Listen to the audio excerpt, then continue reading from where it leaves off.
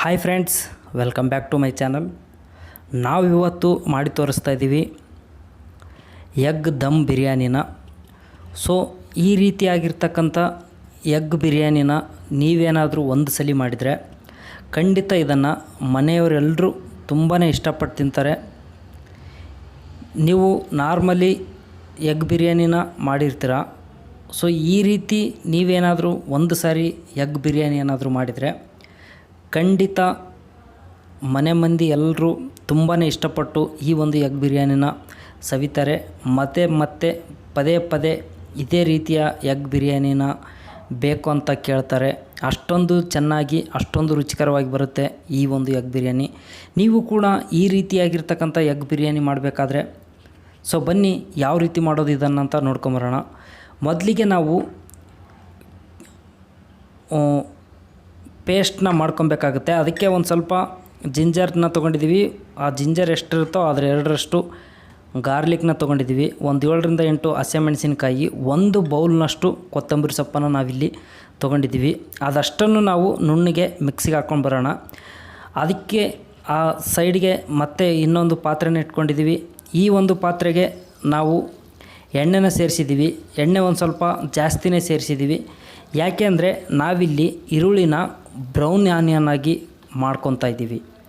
So ನೀವು ಕೂಡ brown onion ಯಾವ ರೀತಿ ಮಾಡೋದಂತ ಗೊತ್ತಿರಲಿಲ್ಲ ಅಂದರೆ ಈ ಒಂದು ಸ್ಟೆಪ್ನ ಫಾಲೋ ಮಾಡಿ ನೀವು ಕೂಡ ಮನೆಯಲ್ಲೇ ತುಂಬ ಸಿಂಪಲಾಗಿ ಬ್ರೌನ್ ಆನಿಯನ್ನ ಮಾಡ್ಕೊಬೋದು.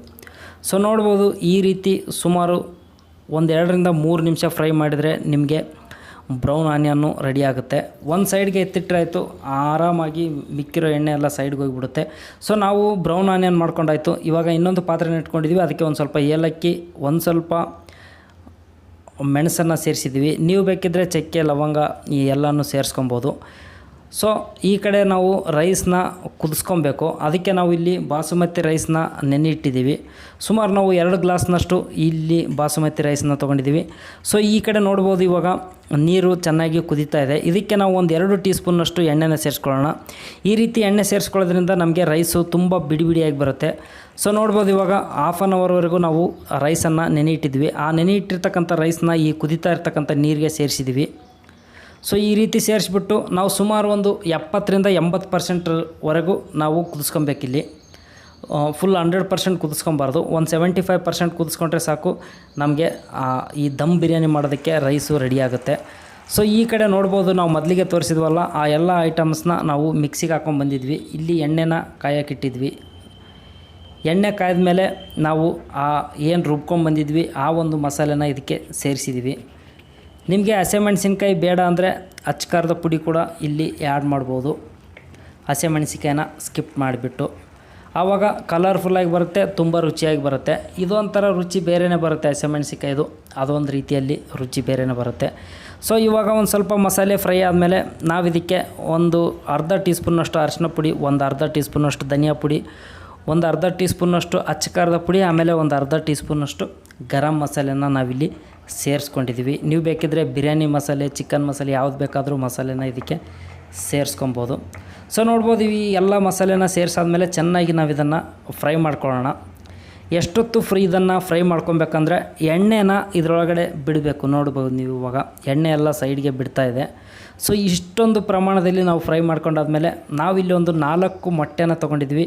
ಆ ಒಂದು ಮೊಟ್ಟೆನ ಇವಾಗ ಇದಕ್ಕೆ ಸೇರಿಸ್ಬಿಟ್ಟು ಈ ಒಂದು ಮಸಾಲೆಯಲ್ಲೇ ಮೊಟ್ಟೆನ ಚೆನ್ನಾಗಿ ಫ್ರೈ ಮಾಡ್ಕೊಳ್ಳೋಣ. ಸೊ ನೋಡ್ಬೋದು ಇವಾಗ ರೈಸ್ ಕೂಡ ಚೆನ್ನಾಗಿ ನಾವು ಅಂದ್ಕೊಂಡಿರೋ ಅಷ್ಟೇ 75% ಇವಾಗ ಕುದ್ದಿದೆ. ಆ ಒಂದು ಕುದ್ದಿರ್ತಕ್ಕಂಥ ರೈಸ್ನ ನಾವು ಈ ರೀತಿ ಪಾತ್ರೆಗೆ ಡಂಪ್ ಮಾಡ್ಕೊಳ್ಳೋಣ.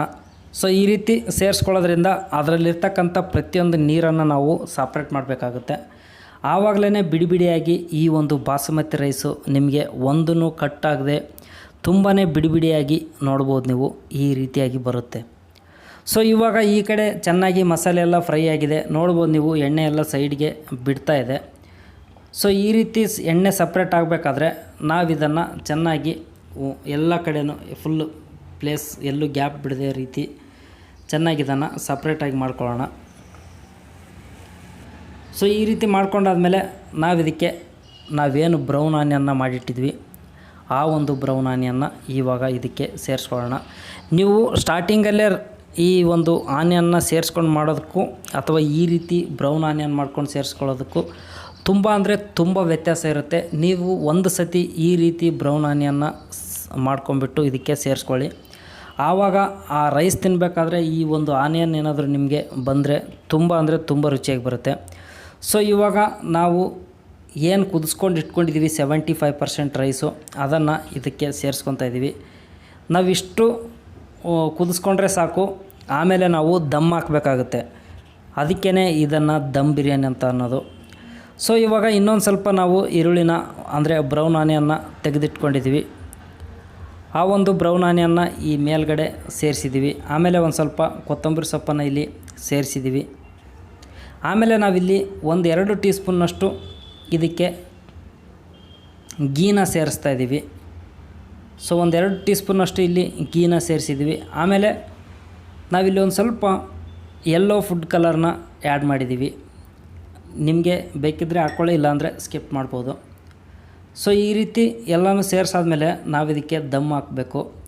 ಅಂದರೆ ಲೋ ಫ್ಲೇಮಲ್ಲಿ ಇಟ್ಕೊಂಡ್ಬಿಟ್ಟು ಸುಮಾರು ಒಂದು 5-7 ನಿಮಿಷ 8 ನಿಮಿಷದವರೆಗೂ ಇದನ್ನು ಬಿಡಬೇಕು. ಸೊ ನೋಡ್ಬೋದು, ಇವಾಗ ನಾವು ಸುಮಾರು ಒಂದು 8 ನಿಮಿಷ ಬಿಟ್ಟಿದ್ವಿ. 8 ನಿಮಿಷ ಆದಮೇಲೆ ನೋಡ್ಬೋದು ರೈಸು ಎಷ್ಟೊಂದು ಚೆನ್ನಾಗಿ ಬಂದಿದೆ, ಎಷ್ಟೊಂದು ಬಿಡಿ ಬಿಡಿಯಾಗಿ ಬಂದಿದೆ. ಒಂದೇ ಒಂದು ರೈಸು ಅಂಟ್ಕೊಂಡಿಲ್ಲ, ಎಲ್ಲಿ ಯಾವುದೇ ಕಾರಣಕ್ಕೂ ರೈಸ್ ಕೂಡ ಕಟ್ಟಾಗಿಲ್ಲ. ನೀವೇನು ದಾಬಾ ಸ್ಟೈಲಲ್ಲಿ, ರೆಸ್ಟೋರೆಂಟ್ ಸ್ಟೈಲಿನಲ್ಲಿ ಈ ಒಂದು ದಮ್ ಬಿರಿಯಾನಿನ ನೋಡ್ತೀರಾ, ಇದೇ ದಮ್ ಬಿರಿಯಾನಿ ನೀವು ಮನೆಯಲ್ಲೇ ಸಿಂಪಲ್ಲಾಗೇ ಮಾಡ್ಕೊಬೋದು. ಸೊ ನೋಡಿದ್ರಲ್ಲ, ಈ ಒಂದು ಎಗ್ ದಮ್ ಬಿರಿಯಾನಿ ಎಷ್ಟೊಂದು ಕಲರ್ಫುಲ್ಲಾಗಿ, ಎಷ್ಟೊಂದು ರುಚಿಯಾಗಿ, ತುಂಬಾ ಚೆನ್ನಾಗಿ ಬಂದಿದೆ ಅಂತ. ನೀವು ಕೂಡ ಈ ರೀತಿಯಾಗಿರ್ತಕ್ಕಂಥ ದಮ್ ಬಿರಿಯಾನಿನ ಮನೆಯಲ್ಲೇ ಮಾಡ್ಕೊಳ್ಳಿ. ಈ ಒಂದು ವಿಡಿಯೋ ಇಷ್ಟ ಆದರೆ ಒಂದು ಲೈಕ್ ಮಾಡಿ, ದಯವಿಟ್ಟು ನಮ್ಮ ಚಾನಲ್ನ ಸಬ್ಸ್ಕ್ರೈಬ್ ಮಾಡ್ಕೊಳ್ಳಿ.